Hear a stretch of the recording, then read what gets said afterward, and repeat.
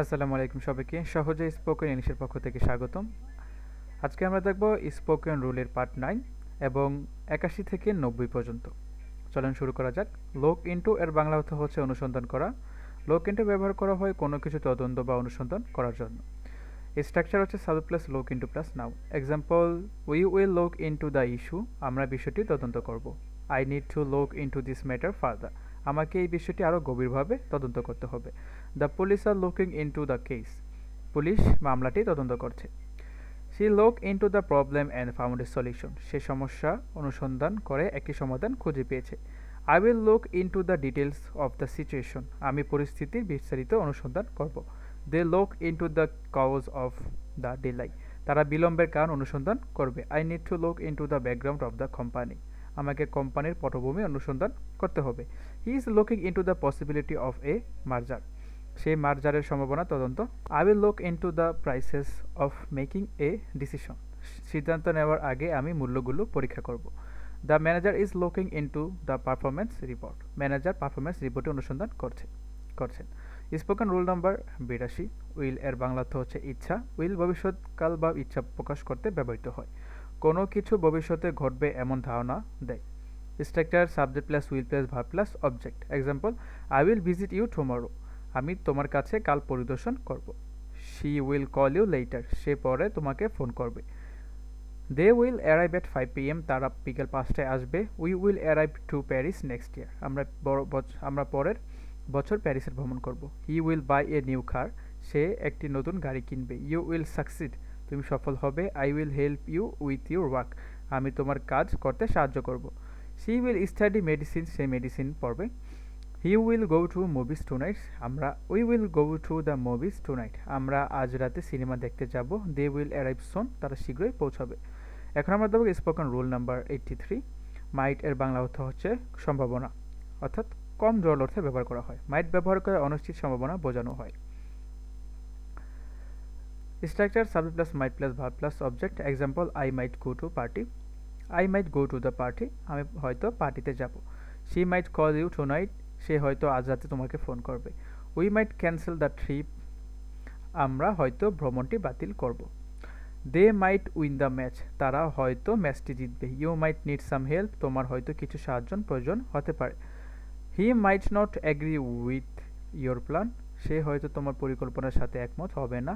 I might meet him at the situation, আমি তাকে I might meet him at the station, আমি তাকে স্টেশনে দেখা করতে পারি। She might forget the assignment deadline, she might forget the assignment deadline, সে হয়তো অ্যাসাইনমেন্টের সময়সীমা ভুলে যেতে পারে। We might not finish the work today, আমরা হয়তো আজ কাজ শেষ করতে পারবো না। দে মাইট অর্গানাইজ এ পার্টি নেক্সট উইক, তারা হয়তো আগামী সপ্তাহে একটি পার্টির আয়োজন করবে। Now we can see spoken rule number 84 and hair is our rule. Be going to, it means ভবিষ্যৎ পরিকল্পনা।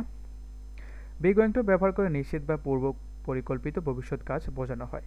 Structure subject plus am is are plus going to plus verb plus object. Example হচ্ছে, I am going to visit my grandmother tomorrow, আমি আগামীকাল আমার দাদির সাথে দেখা করতে যাচ্ছি। She is going to start a new job next week, সে আগামী সপ্তাহে একটি নতুন কাজ শুরু করতে যাচ্ছে। We are going to watch a movie tonight, আমরা আজ রাতে একটি সিনেমা দেখতে যাচ্ছি। They are going to move to a new house, তারা একটি নতুন বাড়িতে যেতে চাচ্ছে। You are going to learn swimming this summer, তুমি এই গ্রীষ্মে সাঁতার শিখতে যাচ্ছ। He is going to buy a new car soon, সে শীঘ্রই একটি নতুন গাড়ি কিনতে যাচ্ছে। I am going to prepare for my exam, আমি আমার পরীক্ষার জন্য প্রস্তুতি নিতে যাচ্ছি। She is going to invite his friends to the party, সে পার্টিতে তার বন্ধুদের আমন্ত্রণ জানাতে যাচ্ছে। We are going to clean the garden tomorrow, আমরা আগামীকাল বাগান পরিষ্কার করতে যাচ্ছি। They are going to celebrate their anniversary, তারা তাদের বার্ষিকী উদযাপন করতে যাচ্ছে। Spoken rule number 85।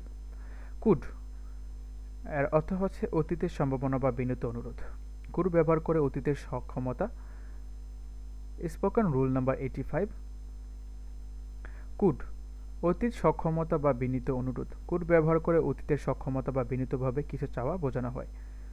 Structure subject plus could plus verb plus object. I could swim when I was a child, আমি ছোটবেলায় সাঁতার কাটতে পারতাম। শি কুড সিং বিউটিফুলি, সে সুন্দরভাবে গান গাইতে পারত। We could easily solve the problem, আমরা সহজেই সমস্যাটি সমাধান করতে পারতাম। They could run faster in their youth, তারা ছোটবেলায় দ্রুত দৌড়াতে পারত। You could help me with this task, তুমি এই কাজে আমাকে সাহায্য করতে পারো। He could read books all day, সে সারাদিন বই পড়তে পারত। I could ask for her advice, আমি তার পরামর্শ চাইতে পারি। She could have joined us the party, সে পার্টিতে আমাদের সাথে যোগ দিতে পারে। We could improve our skills with practice, আমরা অনুশীলনের মাধ্যমে আমাদের দক্ষতা বাড়াতে পারতাম। They could finish the work earlier, তারা কাজটি আগে শেষ করতে পারত। এখন আমরা দেখব স্পোকেন রুল নাম্বার 86, শ্যাল। শ্যালের অর্থ হচ্ছে প্রস্তাব বা ভবিষ্যৎ কাজ। শ্যাল ব্যবহার করে আনুষ্ঠানিক প্রস্তাব বা ভবিষ্যতের কাজ বোঝানো হয়। Structure sub plus shall plus verb plus object. I shall you I shall help you with your studies, আমি তোমার পড়াশোনায় সাহায্য করব। We shall complete the project by next week, আমরা আগামী সপ্তাহের মধ্যে প্রকল্পটি শেষ করব। Shall I open the window, আমি কি জানালাটি খুলব। Shall we go to the park this evening, আমরা কি আজ সন্ধ্যে পার্কে যাব। I shall call you tomorrow, আমি তোমাকে আগামীকাল ফোন করব। We shall organise the event soon, আমরা শীঘ্রই অনুষ্ঠানটি আয়োজন করব। Shall I help you with your luggage, আমি কি তোমার লাগেজ বহনে সাহায্য করব। We shall discuss the matter later, আমরা পরে বিষয়টি আলোচনা করব। Shall we invite them to the party, আমরা কি তাদের পার্টিতে আমন্ত্রণ জানাবো। I shall try my best to succeed, আমি সফল হওয়ার জন্য আমার সর্বোচ্চ চেষ্টা করব। এখন আমরা দেখব স্পোকেন রুল নাম্বার 87, অথ টু। এর অর্থ হচ্ছে নৈতিক দায়িত্ব বা পরামর্শ। অথ টু ব্যবহার করে নৈতিক দায়িত্ব বা কিছু করার পরামর্শ বোঝানো হয়। Structure subject plus ought to plus verb plus object. Example, you ought to respect your elders, তোমাদের বড়দের সম্মান করা উচিত। We ought to take care of our environment, আমাদের পরিবেশের যত্ন নেওয়া উচিত। She ought to help her parents with household work, তার তার বাবা মাকে গৃহস্থলীয় কাজে সাহায্য করা উচিত। We ought to study harder for the exam, he ought to study harder for the exam, তার পরীক্ষার জন্য আরও কঠোর পরিশ্রম করা উচিত। They ought two ওবে the law, তাদের আইনের প্রতি অনুগত প্রদর্শন করা উচিত। I ought to exercise daily for good health, আমরা আমার সুস্থতার জন্য প্রতিদিন ব্যায়াম করা উচিত। You ought to apologise for your mistake, তোমার ভুলের জন্য ক্ষমা চাওয়া উচিত। We ought to support each other in difficult times, আমাদের কঠিন সময়ে একে অপরকে সমর্থন করা উচিত। She ought to visit the doctor regularly, তার নিয়মিত ডক্টর দেখানো উচিত। They ought to be honest in their work, তাদের কাজে সৎ হওয়া উচিত। এখন আমাদের spoken rule number 88, have been has been. নির্দিষ্ট সময় ধরে কিছু চলছে, এর বাংলা অর্থ। হ্যাভ বিন হ্যাজ বিন ব্যবহার করে বর্তমান নির্দিষ্ট সময় ধরে কিছু কাজ চলছে তা বোঝানো হয়। Structure sub plus have been has been plus verb plus ING plus object. I have been studying for 2 hours, আমি 2 ঘন্টা ধরে পড়াশোনা করছি। She has been working on this project since morning, সে সকাল থেকে এই প্রজেক্টটির কাজ করছে। We have been waiting for the bus for 30 minutes, আমরা 30 মিনিট ধরে বাসের জন্য অপেক্ষা করছি। They have been living in this city for 5 years, তারা 5 বছর ধরে এই শহরে বসবাস করছে। We have been practice English everyday, you have been practice English everyday, তুমি প্রতিদিন ইংরেজি অনুশীলন করছো। He has been running in the park since 6 AM, সে সকাল 6টা থেকে পার্কে দৌড়াচ্ছে। I have been learning Bengali for a month, আমি 1 মাস ধরে বাংলা শিখছি। She has been cooking dinner for the family, সে পরিবারের জন্য রাতের খাবার রান্না করছে। We have been cleaning the house since morning, আমরা সকাল থেকে বাড়ি পরিষ্কার করছি। They have been playing football in the field for an hour, তারা 1 ঘন্টা ধরে মাঠে ফুটবল খেলছে। এখন আমরা যাবো spoken rule number 89, there is there are, উপস্থিতি বা অস্তিত্ব বোঝাতে এগুলো ব্যবহার করা হয়। দেয়ার ইজ দেয়ার আর ব্যবহার করে কোনো জিনিস বা ব্যক্তি কোথাও উপস্থিত আছে তা বোঝানো হয়।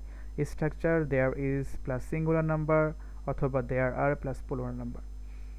দেয়ার is a book on the table, টেবিলের উপর একটি বই আছে। There are 2 cats in the garden, বাগানে 2টি বিড়াল আছে। There is a man waiting at the door, দরজায় একজন ব্যক্তি অপেক্ষা করছে। There are many students in the classroom, শ্রেণীকক্ষে অনেক শিক্ষার্থী আছে। There is a problem with my computer, আমার কম্পিউটার একটি সমস্যা আছে। There are several shops in this area, এই এলাকায় কয়েকটি দোকান আছে। There is some milk in the fridge, ফ্রিজে কিছু দুধ আছে। There are flowers in the vase, ফুলদানি ফুলে পড়া। There are a dog outside the house, বাড়ির বাইরে একটি কুকুর আছে। There are clouds in the sky, আকাশে মেঘ রয়েছে। এখন আমরা দেখব স্পোকেন রুল নাম্বার 90। আশা করছি আপনারা পূর্ববর্তী ক্লাসগুলো দেখে আসছেন, যারা দেখেননি তারা আমাদের পূর্ববর্তী পাঠগুলো দেখে আসবেন। এবং আমাদের স্পোকেন বেসিক থেকে অ্যাডভান্স পর্যন্ত স্পোকেনের যে আমরা একটা প্লেলিস্ট তৈরি করব, সেখানে ওটার কাজ চলমান, ইনশাল্লাহ অনেক তাড়াতাড়ি আমরা ভিডিও আপলোড করব। আপনারা সহজে স্পোকেন ইংলিশ ফেসবুক পেজে ফলো করতে পারেন এবং ইউটিউব চ্যানেলে সাবস্ক্রাইব করে পাশে থাকতে পারেন। স্পোকেন রুল নাম্বার 90, হ্যাড অতীতে কোনো কাজ সম্পন্ন। হ্যাড ব্যবহার করে অতীতে কোনো কিছু ঘটে যাওয়া বা সম্পন্ন হওয়া বোঝানো হয়। সাবজেক্ট প্লাস হ্যাড প্লাস ভার্বের past participle plus object. Example, I had finished my work before you came. তুমি আসার আগে আমি আমার কাজ শেষ করেছিলাম। She had already left when I arrive. আমি পৌঁছানোর আগে সে চলে গিয়েছিল। We had eaten dinner before the movie started. সিনেমাটি শুরু হওয়ার আগে আমরা রাতের খাবার খেয়েছিলাম। They had completed by the project by last week. তারা গত সপ্তাহের মধ্যে প্রজেক্টটি শেষ করেছিল। You had visited the place before me. তুমি আমার আগে সেই জায়গাটি পরিদর্শন করেছিলে। He had gone to bed early that night. সেই রাতে সে তাড়াতাড়ি ঘুমাতে গিয়েছিল। I had forgotten my keys at home. আমি আমার চাবি বাড়িতে রেখে ভুলে গিয়েছিলাম। She had read the book before the test. পরীক্ষার আগে সে বই পড়েছিল। We had met him once before. আমরা তাকে আগে একবার দেখা করেছিলাম। They had started their journey early in the morning. তারা সকালে তাড়াতাড়ি তাদের যাত্রা শুরু করেছিল।